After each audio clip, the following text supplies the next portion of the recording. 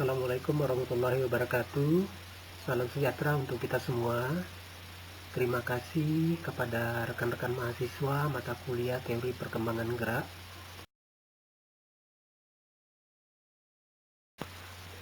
Pada kali ini, MS Akademi Indonesia akan berbagi pengetahuan tentang gerak dan manusia.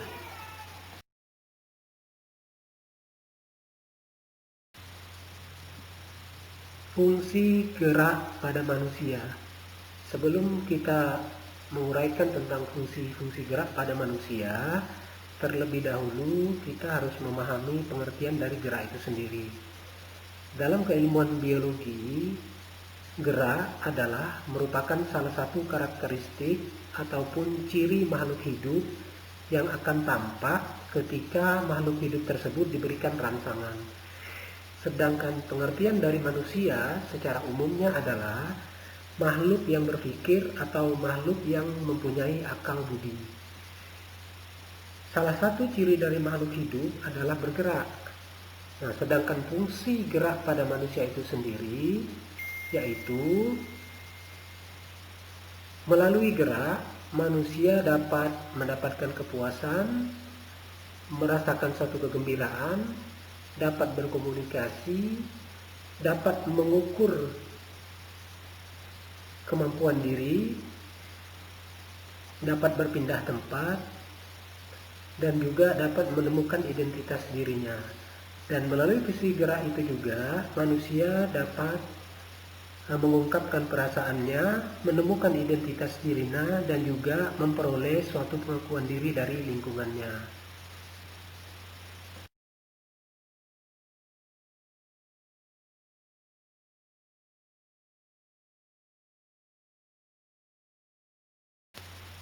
Dalam studi perkembangan terdapat beberapa istilah yang sering kita dengar.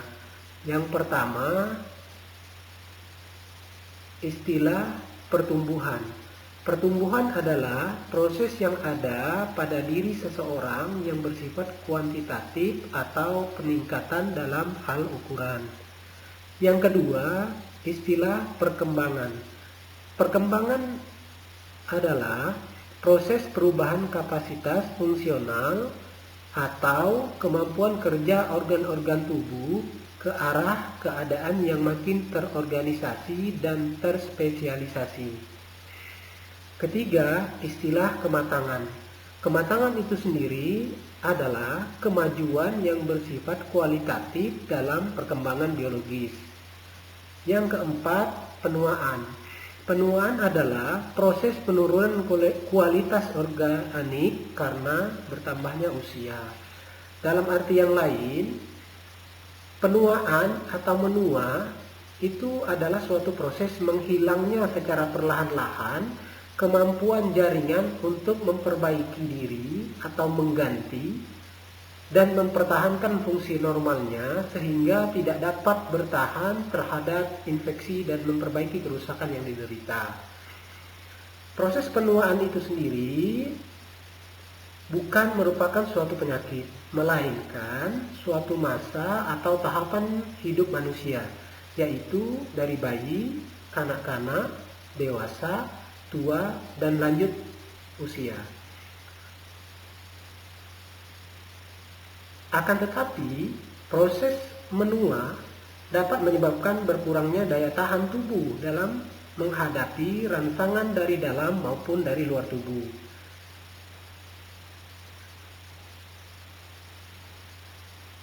Proses menua sudah mulai berlangsung sejak seseorang mencapai usia dewasa, misalnya dengan terjadinya kehilangan jaringan pada otot, susunan saraf, dan jaringan lain sehingga tubuh semakin hari sedikit demi sedikit akan mengalami penurunan.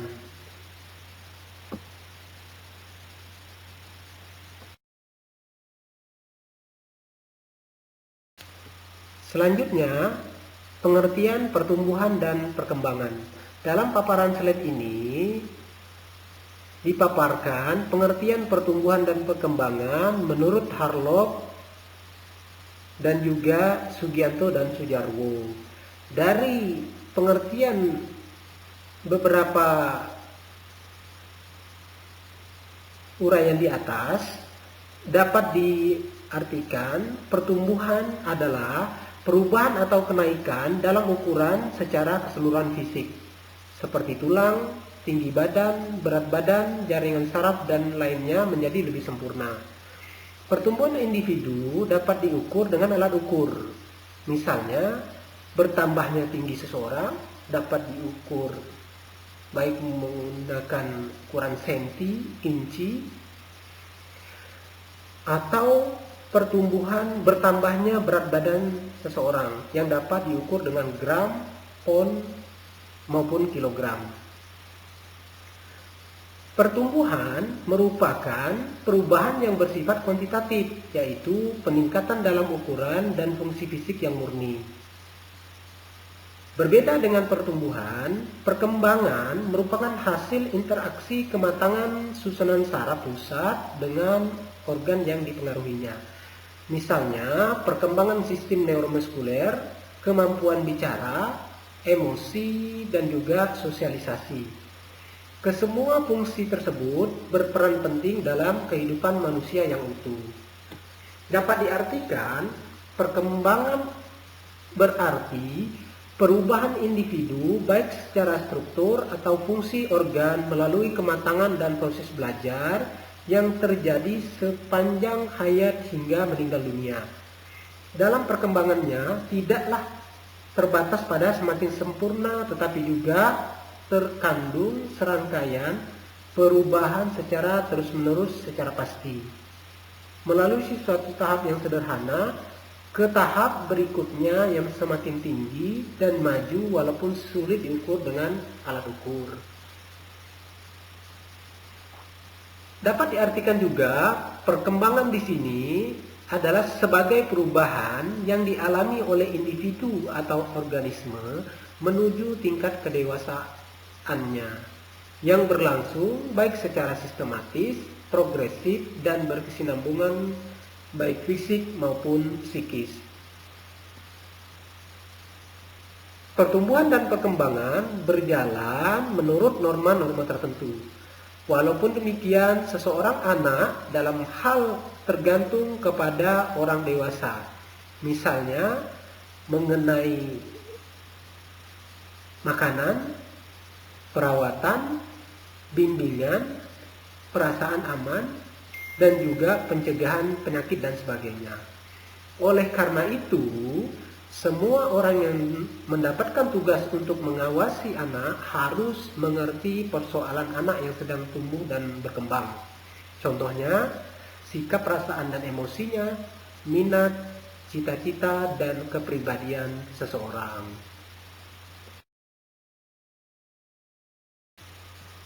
Periode pertumbuhan dan perkembangan fisik.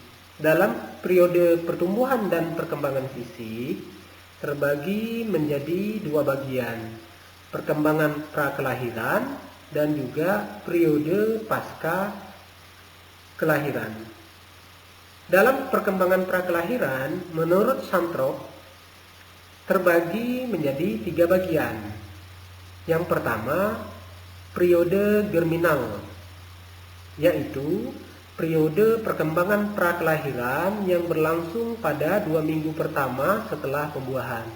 Yang kedua, periode embriosis, yaitu periode perkembangan prakelahiran yang terjadi dari 2 hingga 8 minggu setelah pembuahan. Yang ketiga, periode fetal, yaitu periode perkembangan prakelahiran yang mulai 2 bulan setelah pembuahan dan pada umumnya berlangsung selama 7 bulan. Selanjutnya, periode pasca kelahiran.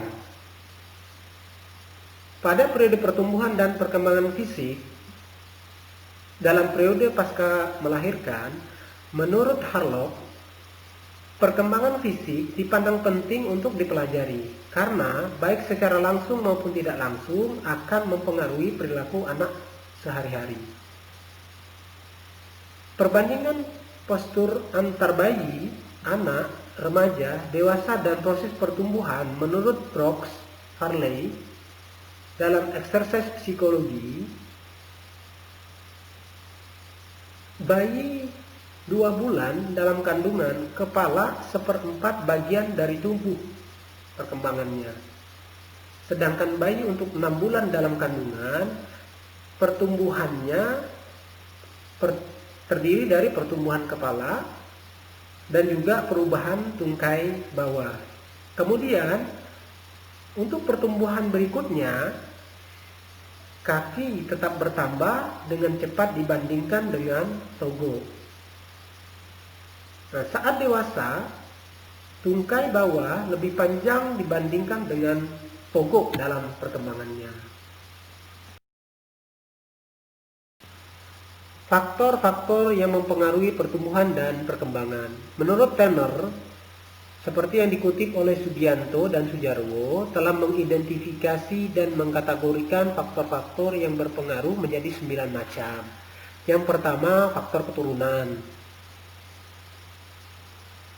Yang kedua, faktor pengaruh gizi atau suplai nutrisi, yang mana untuk perkembangan tumbuh kembang anak memerlukan asupan nutrisi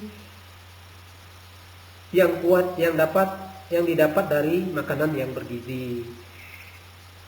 Yang ketiga, pengaruh perbedaan suku. Ini juga dapat mempengaruhi pertumbuhan dan perkembangan, di mana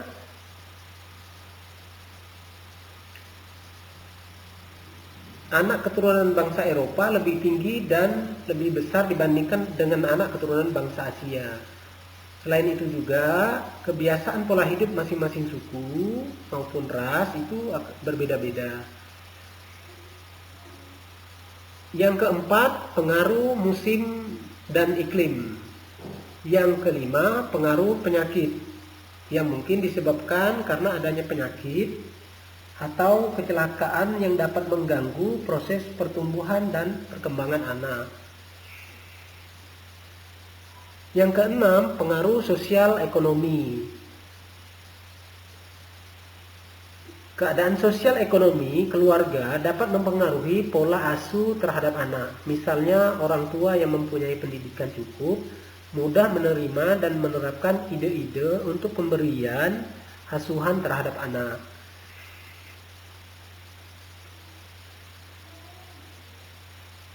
Yang ketujuh, pengaruh urbanisasi. Yang kedelapan, pengaruh jumlah keluarga. Kelahiran anak pertama tentunya menjadi pusat perhatian keluarga, sehingga semua kebutuhan terpenuhi, baik fisik, ekonomi, maupun sosial. Dan yang ke-9, pengaruh himpitan psikososial. Hubungan yang hangat dengan orang lain seperti ayah, ibu, saudara, teman, serta guru akan memberi pengaruh pada perkembangan emosional, sosial, dan intelektual anak. Pada saat anak berinteraksi dengan keluarga, maka akan mempengaruhi interaksi anak di luar rumah.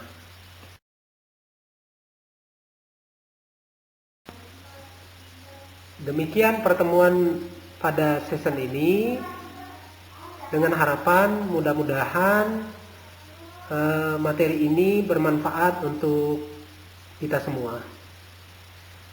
Saya akhiri, wassalamualaikum warahmatullahi wabarakatuh.